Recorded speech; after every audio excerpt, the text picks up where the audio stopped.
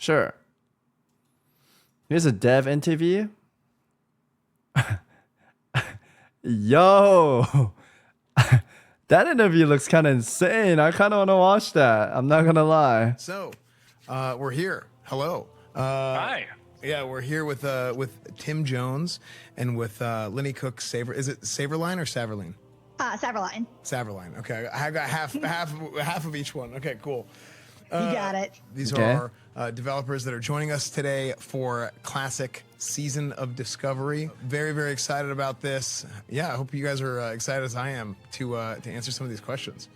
I'm stoked. Absolutely. I'll start off. I have a lot, and I know we don't have a lot of time today, but I'll start off with some of the some community questions because I asked people on Twitter and just through stream and stuff like what are some things people want, and a lot of the feedback that I've gotten. One of the big ones is and I'm sure you guys have heard it nonstop. It's two-handed enhanced shaman.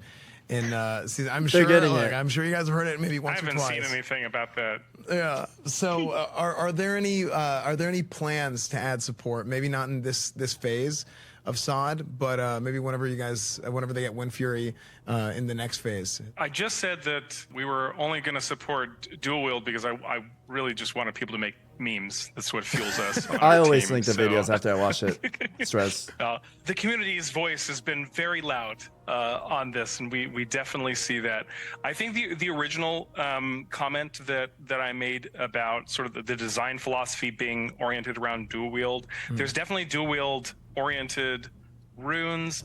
A lot of that comes from the fact that two-handed enhancement shaman really isn't that great until you get self-buffed Wind Fury. Dual wield sort of helps shaman out in the first phase when you wouldn't have Wind Fury normally.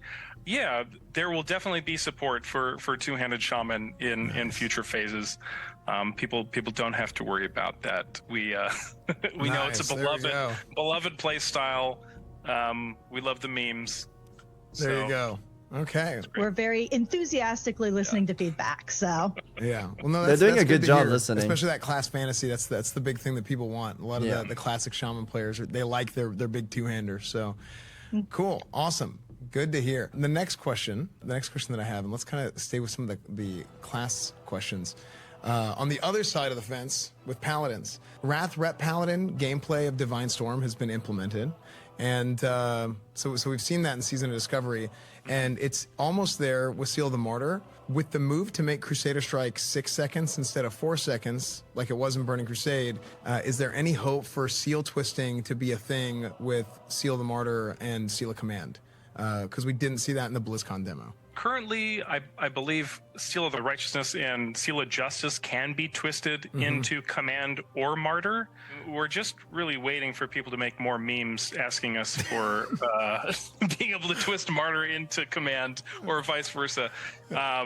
No, it's definitely something that we're being influenced by you and the feedback of the people who really love that play style. It might not be currently implemented, but we might be able to get to it in phase 1.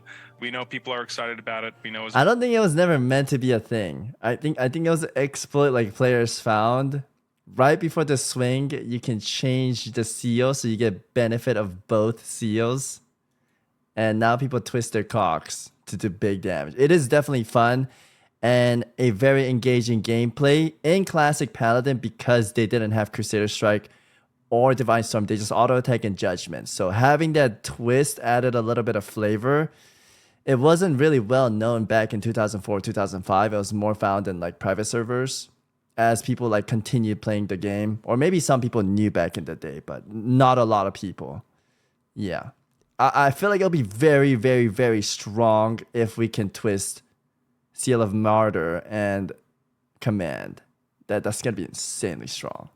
Beloved play style. So cool. Awesome. Yeah, I mean, that's a big one. You know, that's something like having kind of the option of... I don't really mind, to be honest. I know some people hate twist. Some people love twist. We're getting Crusader Strike and Divine Storm. If we didn't have those, yes, I would want twist, but we have 2 buttons that do big damage. If we get it, awesome. If we don't, gameplay, it's not too Divine big Storm, of a deal and for also me. having the Burning Crusade option would be huge. Being able to for players to be able to express their skill like within the nuances of playing a class is really important, and we want to embrace that where we can in Classic. Awesome. Next question. Are you guys looking at changing any of the current items or proc rates of these items in Season of Discovery? Maybe how the procs work? Yeah. So, I mean, for content like Black Fathom Deeps, we're definitely taking inspiration from previous items that existed in that content set, breathing new life into them, making sure that they're balanced based off of their item quality and budget. Some items will actually just become more desirable based off of the content phase that we're in. Maybe an item that had a proc that wasn't that great if you were just leveling past it. Maybe it's more interesting now. As far as like adjusting the balance of existing items or proc rates, it's definitely a possibility, especially as we get into later phases and get into the max level rating content. There's definitely room for more player choice is important. And I think where some items were maybe memes or just like never desirable or only useful in a very specific case, I think there's definitely room to try to breathe new life into that item for Season of Discovery. Like maybe Vendor Strike is desirable in some way to some class. Okay. I think it makes the encounters more interesting too if there's more options for desirable items from those bosses. So speaking of encounters, how much new content do you guys expect to add at Endgame? So you guys have talked about the BFD is going to be a mid-level raid. We saw a slide that wasn't supposed to be in the presentation. That might have teased some things. And Esfand, I believe, right? Is there plans to add a lot of content at the end game as well, with like a horizontal progression as opposed to like a vertical progression in terms of power creep? There's a lot of lessons that we're going to learn along the way. We are planning as far in advance as we can, but we're keeping things a bit open-ended at the same time in order to be able to react to player feedback. What do people like about level up raids? Are there aspects of that content that can be interpreted at max level? Should we have additional instanced content at max level, or should we focus more on rewards or some mix of those things? There's definitely a desire to create new content, and that the desire to make new level up raid content doesn't just end at level 60. Right, so it's 1 p.m. we're PST passionate chat, about and making servers that new are not stuff open right now as well. So I won't make any promises. There's definitely a desire to have interesting content that is just beyond improving rewards and letting people go through the traditional raid tiers. And like we did with this phase, we want to make sure that we have something fun and cool as far as like raids, PvP events, all of that at each of the caps, so that you have something that you're exploring when you hit that level cap. Okay, cool. That's awesome. I mean, I think you guys mentioned it in the presentation, the idea of approaching it with like drawing some inspiration from like the classic beta, and what was fun about the classic beta is a really, really, really good approach. I think a lot of people are really excited about that.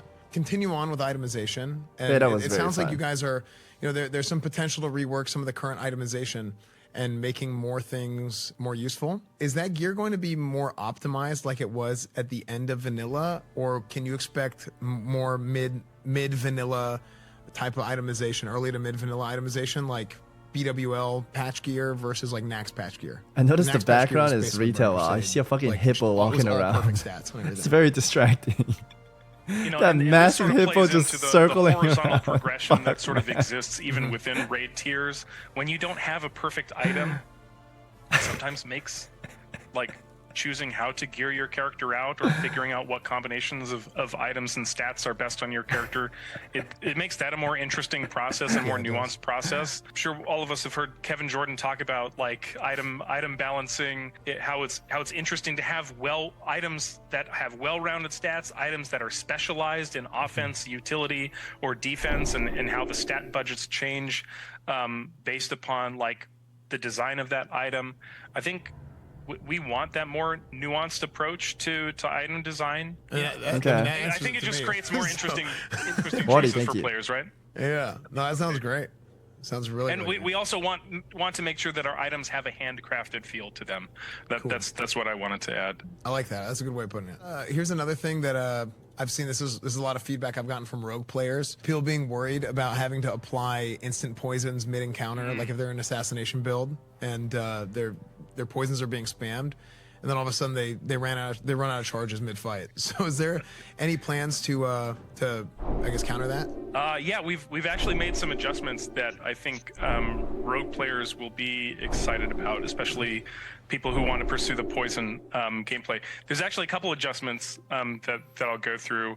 So people may have seen in the BlizzCon demo that wild strikes from Druid could stack on top of temporary enchants, so people could benefit from poisons and Wind Fury at the same time. We want to make sure that there's parity in between Shaman, Wind Fury Totem, and Wild Strikes from Druid. Cool. So Wind Fury will not stack anymore from with temporary enchants. However, rogues who we're going to buff poisons will work with Wind Fury, I think.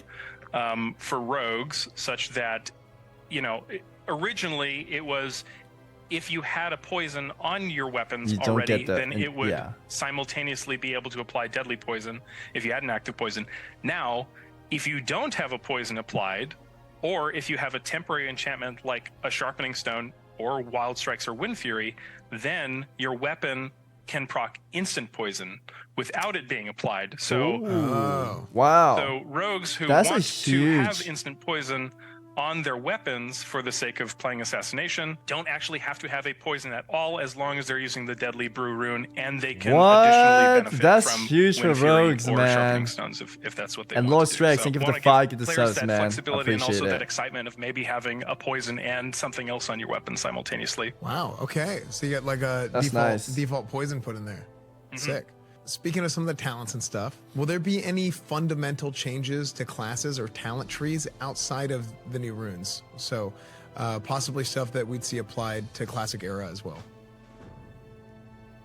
So there's not a plan to really ever explicitly change the structure or placement of talents in the talent tree. Right. With that said, people have probably already seen that some runes benefit from talent points spent on other abilities. So like, for example, Wild Strike on Warriors benefits from any talent that benefits Heroic Strike. There will definitely be a continuation of that policy. If there's ever something that benefits fire damage, then runes that deal fire damage will benefit from those talents as well. And we want to make sure that we're catching all those where we can. But as far as like changing or adding like healing specific talents to the arcane tree, that probably won't happen. That'll manifest itself in the runes themselves. Yeah, we really want to make sure that the season is self-contained and any of the new kind of wacky functionality is specifically in the season. Yeah, there's also technical limitations that we have to deal with. Like it's a good reminder is that Season of Discovery lives on top of Era and Hardcore. Maybe one day we can have conditional talent trees based off of what content set or what season is active.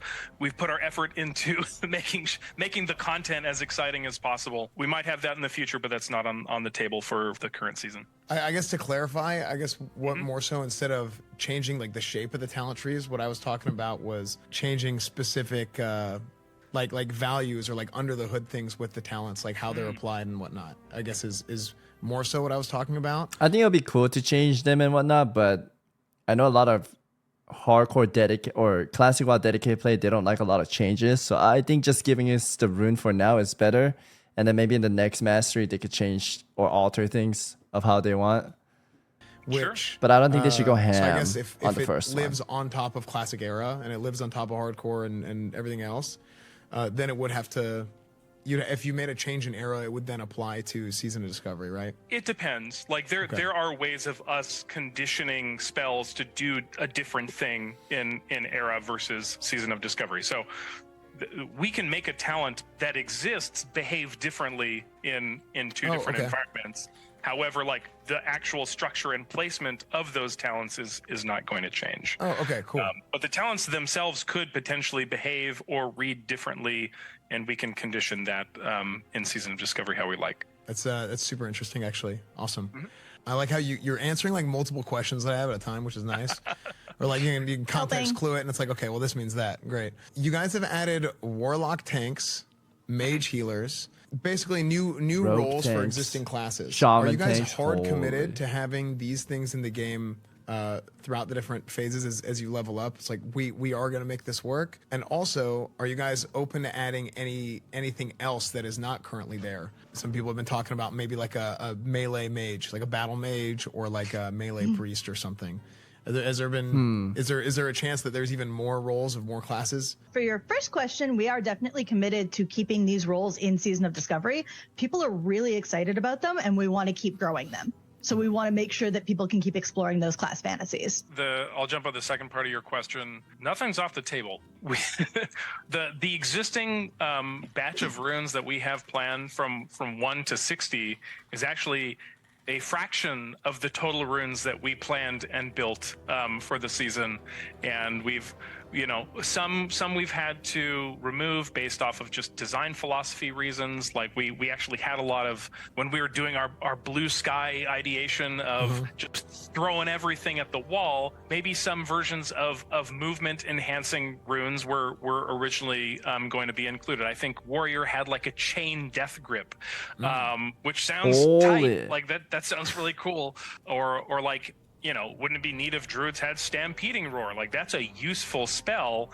However, making sure that we still stay true in some respects to what classic vanilla is, I think is incredibly important. And raid encounters, dungeon encounters weren't built with the assumption that everyone could move to any space on the battlefield at any given time. We have added Warbringer, so warriors have a bit extra mobility, but like the classes where that's part of their identity, I think it's okay some mobility, man. Accentuate Have that the warriors. and build that up. But giving those tools to everyone, it sort of muddies the water and makes those classes less special. And it trivializes some of the existing mechanics and encounters that we still want to feel like classic, and we still want people to have to strategize around some of these mechanics. Awesome. I mean, so I actually, so to follow up on that, a lot of what we've seen and a lot of what people talk about, and just all things considered, all the suggestions, it's,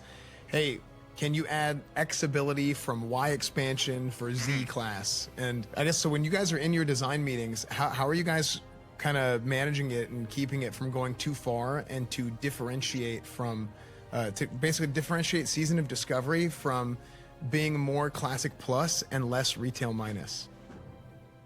Honestly, our biggest focus right now is, does it feel like classic? We want this to feel like you're continuing your adventure through the classic World of Warcraft. And with just, plus a little bit more to do. So we really want it to feel like that world, and everything is focused around the class fantasy, feeling like it's just a continuation. We've talked a lot about with runes, with different rune discoveries and new things in the world. We want them to feel like maybe they've been there the whole time, you just haven't found them yet. Maybe they were back there in 2019. Who knows? Yeah, who knows? And we want to do the same kind of thing with the classes to still make them feel like they're classic classes. Sick. There's also elements from the original design of vanilla back in 2004 that some of these things aren't actually that. Make Night Elf lap dances less expensive. Outlandish, or that's the real problem in the game, huh? That has never been. Like rogues had bucklers, back in the original alpha of WoW. So there was maybe some design intention for rogues to be able to tank in a certain way, and in sort of embracing that the avoidance aspect of their tanking, I think, stays true to aspects of classic.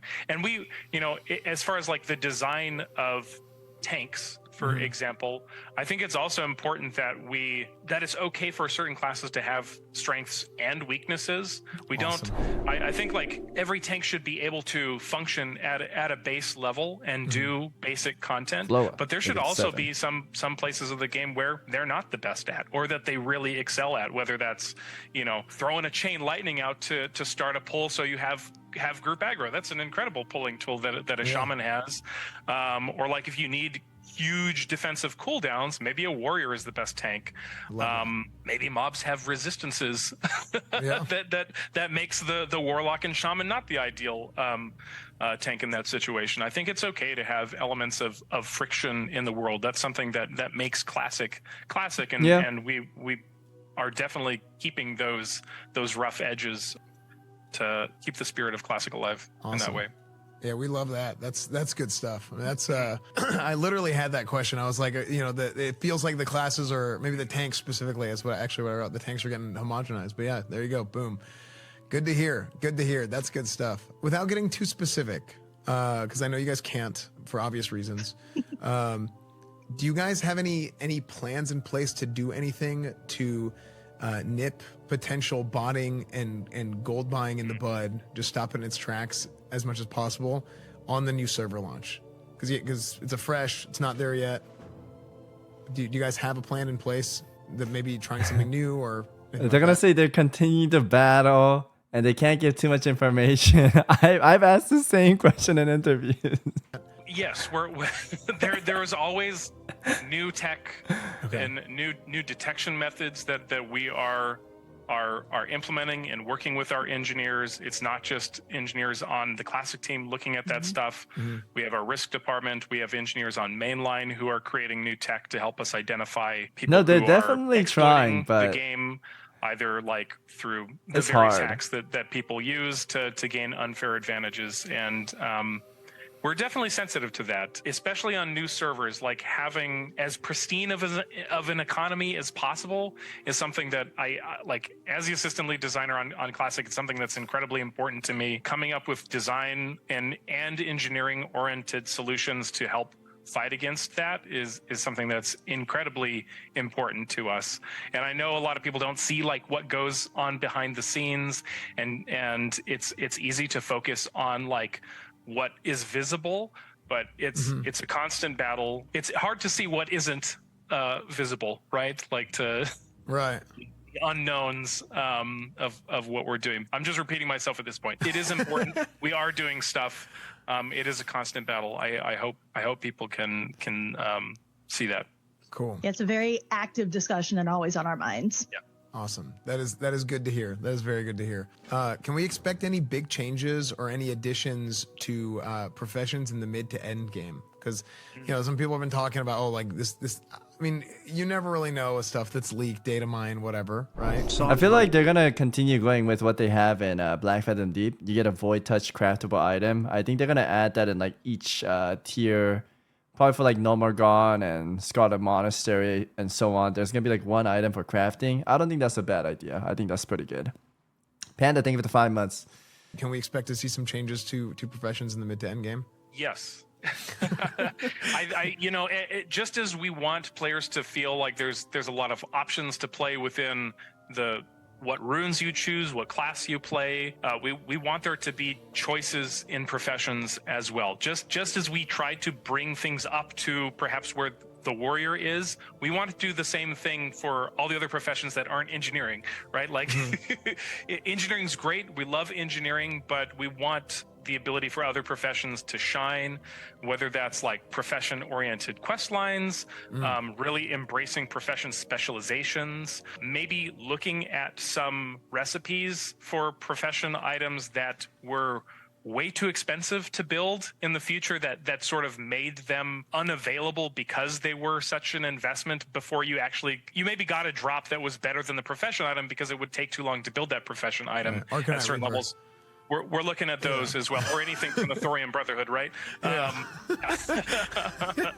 So, looking at those things and figuring out like what would be cool with professions. I know I have great memories of becoming like an armor smith and aligning myself with the Thorium Brotherhood as a blacksmith in original vanilla. So those are great memories. I want people to have an excuse to be a tribal leather worker. You know, those are definitely things that we want to explore and be a part of Season of Discovery for sure. Fantastic. That's good. That's real good. Next up, I have this is a little bit more I guess this is a little bit more outside the scope of like talents and that kind of stuff, outside of the character. Are there any plans for changes to the level design of the world? Like building out any of the new terrain, maybe a new zone, or even possibly finishing like what people consider to be unfinished zones, like Hyjal or something? I think like we'll see that Hyjal, for sure. or anything like that. I don't think we can say anything specific on this. What I will say, however, is that there is a desire to make new things on our team. Bean, We are doing our best good to have you here, not man. let anything really be Bean, you a gotta limitation. work to on that schedule. You know, Whether or wake up a not little that bit earlier. There's something completely new that has I'll never send been you a in Season of presentation Discovery too. or any version of Classic WoW before. I mean, we're making new things. Chat, I know there's a lot of questions here and there, and a lot of you guys have been asking questions. I'm seeing them all in chat, but I'm watching a video, so I'll answer them all after this, okay? It's almost done. Right, we're making things that haven't been there before. We're reusing some stuff initially. There is definitely a desire to explore the types of possibilities that you're talking about. So our team is passionate and excited to try all sorts of new things. Cool. Speaking from a player's perspective, I think that a lot of people would agree that we can see it. If you build it, they'll come. You know, that's what they always say. So we'll be there. You know, if the opportunity comes, then we will absolutely be there to play and enjoy it. So earlier this week, I think it was this week, there's a post that went out that was talking about faction locking servers for balance. Do you guys have an idea at what percentage the character creation for dominant factions will be locked at on the PvP servers? Like what Good question. population split? Can you guys even say that? I don't know. We definitely have an idea. we know. We set the values. I don't know. So whether we're ready to talk about it today, not so much. Okay. No worries. No worries. Okay. No worries. They're not. No, I there's totally a get level that. of obscurity that's probably important for players 50%. to have. You don't want it to feel too unnatural or Super mathy. We're gonna do our best to Maybe make like sure 60%, that 60%. They don't care. Those who servers fills it up. feel good and balanced. We'll be constantly monitoring those numbers and be making adjustments as needed. Okay. Cool. Okay, I have another itemization question. I just hope they don't perma-lock the server and they like reopen it and close it, reopen it and close it. I don't want them to kill out the server. Sure. How are you guys trying to balance Like in Wrath. runes There's a against few servers talents dead in Wrath. and gear? For example, some of the newest tank runes give a lot of the biggest and most important tanking stats for free, while original tank builds are still built through talents and gear. And that's a lot of like what vanilla is. A lot of what classic is people like the cow building got their murdered. character and they like getting that loot. They like being like, oh, I'm put on this piece of gear for this encounter and all that. How do you guys really, I guess, balance that, differentiate that, and try and apply that to some of the new tank classes? It's tricky, right? Because I'm sure that, all those tanks, those warrior tanks who've had such a hard time playing Captain Classic are really jealous of classes getting some stuff for free. No, just joking aside, Protection Paladin, some of the tools have been there to be a functional tank, but they also suffer from the fact that like you need a lot of different stats to do what you need to do at even a baseline, whether it's like the hit or the spell hit, the needing attack power and intellect for a mana pool, sort of like you sort of having items that fulfill all those roles. The amount of total stats that you have is just sort of not enough to measure up to the performance of other tanks. So with that in mind, I don't see it as really a negative that we're giving stats away for free. We're giving crit immunity away for free, or armor Dude, that bonuses away cat for is knocked out. free. I think that there will still be really interesting gear choices for those characters, and at the same time, like, it's interesting to have items that are hyper specialized, like only one class wants this, only one specialization wants this. But I think it's even more interesting if an item maintains desirability for multiple specializations, multiple archetypes, after one person gets that item, like cloth with armor on it, like that's gonna be like cloth with bonus armor as part of the item budget. That's gonna be really special to warlocks. Yeah, warlocks who want to tank now, right? Yeah, be something useful now. But it maybe someone wanted to use that piece for PvP or dueling against melee classes beforehand too. So even though it is semi specialized, it is still desirable by multiple classes, and because we're giving some defense-oriented stats to classes baseline, then we don't have to build cloth with defense rating on it. Okay. Right. So we sort of give ourselves more room to make cool items for more classes. This way, there's itemization ramifications, obviously, for building the runes in the way that we did. I think that's what really matters at the end of the day. We want to make cool items. We want lots of people to be interested in the same item. They're having healthy competition over rewards is important at all stages of the game. So that's sort of the philosophy there. First on, completely agree. I mean, I love that you mentioned specifically for prop paladins, like you just need so many stats for them to be like really effective is one of their biggest problems. Outside of the taunt, everybody talks about the taunt, right? Everybody talks about that as like the thing, but there's a number of other like small issues. Now, to everything you said, from a class fantasy perspective, this is kind of me and talking with the fellow paladin brothers, right? Spell power. People really like having spell power as like one of the primary like threat generation stats for prop paladins. Is that still going to be a thing with how prop paladins want to build their class? Like, are they still going to want to have like a spell power sword or some other ways of getting spell power on their gear to be able to increase their threat gen? Sorry, just jumping in. This will be the last question. Holy. I might not have the best answer for you. I'm not like as much of an expert at Paladin as you are, as other people on our team are that are helping make these types of decisions. I'm not too big of a fan with paladins taking spell power. Like, I don't want to yoink mage and warlock, items for that tank specific. I feel like that's so dumb, but it'll probably happen.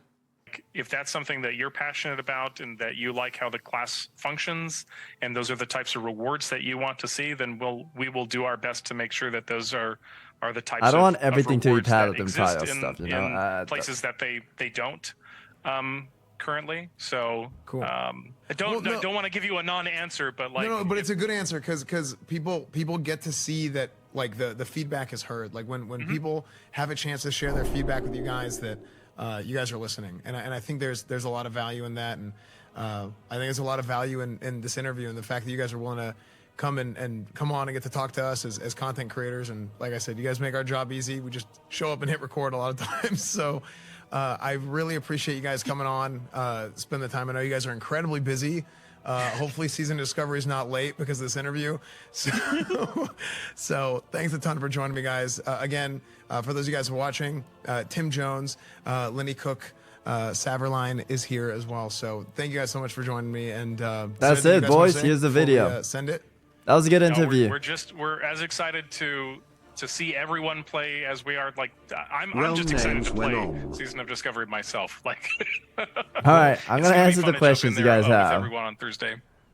And I think that's I'm it. really, really excited to get everybody's feedback. Like, we want to know what you want to see in this game. Classic came about as a love letter to the fans because of the community, and we really want to be able to take community feedback and do really cool things with the season. I think they're doing a good job. Well, like, again, Classic WoW is bringing back WoW. I know retail has been doing well too. I'm liking where the WoW direction is going. 100%. It was Thank you going guys so downhill much. for a I bit, really but appreciate it. And they're we'll see bringing you guys it back a in little Azeroth. bit. Thank you, Esfand. I don't want to See you. crush them for it. Absolutely incredible. I hope you guys learned something. I hope you guys Why do you sound like a toaster? got some information out of that was useful. I know I certainly did. What I'm happened? very, very excited about that interview. I'm very excited about Season of Discovery coming out today. Make sure to like the video. What If you guys haven't happened all liked of it a already, sudden? leave a comment. If you guys have any feedback about Season of Discovery or anything, they read it. They will probably read the comments of this video. Leave a comment below. Leave some feedback. Yeah, they're doing good. I'll try and forward some stuff personally as well. Let's get to it. It's a great day for Azeroth. Like the video, subscribe, turn on your notifications, all that stuff. I hope you guys enjoyed, and see you guys next time. See you in SOD, boys. See you in SOD. All right. What are the questions, chat? There's another video? What is that? What mic do you use? It sounds great. I don't know. I've never had problems with this